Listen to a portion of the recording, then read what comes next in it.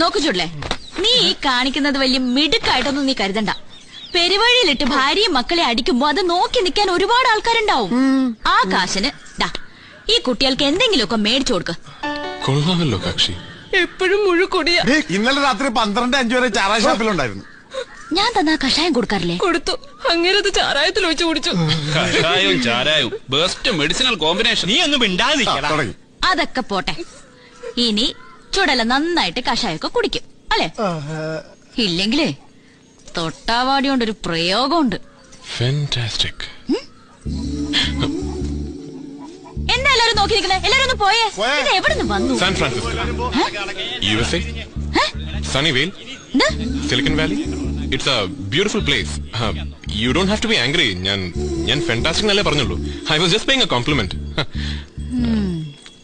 ഒരു San Francisco.